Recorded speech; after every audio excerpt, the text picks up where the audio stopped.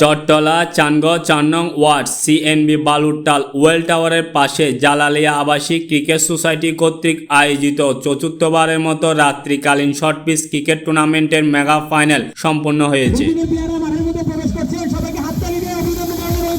ফেব্রুয়ারি ২৭ তারিখ বৃহস্পতিবার রাত্রে এই টুর্নামেন্টের ফাইনাল খেলা অনুষ্ঠিত হয়।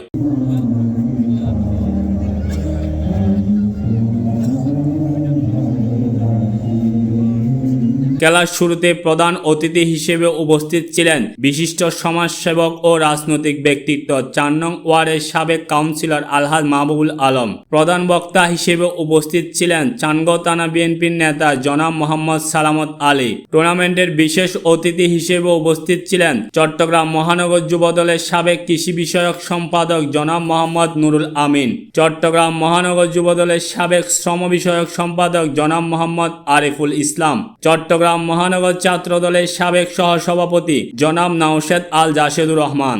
এছাড়াও অনুষ্ঠানের সভাপতি হিসেবে উপস্থিত ছিলেন ৪ নং ওয়ার্ডের স্বেচ্ছাসেবক দলের আহ্বায়ক জনাব মোহাম্মদ নাজিম উদ্দিন।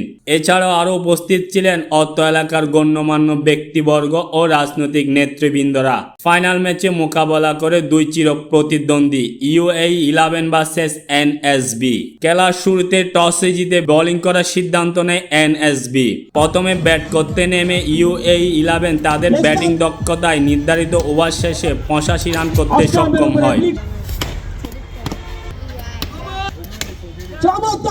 ৮৬ রানের লক্ষ্যে ব্যাট করতে নেমে শুরুতেই অনেকটা বুঝে শুনে খেলে NSB'র ব্যাটাররা। শেষ পর্যন্ত নির্ধারিত ওভার শেষে ৫৭ রান নিতে সক্ষম হয় NSB।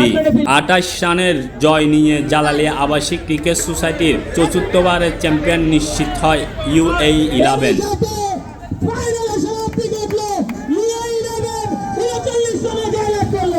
Sports news SM Saifuddin HSSB sporting club.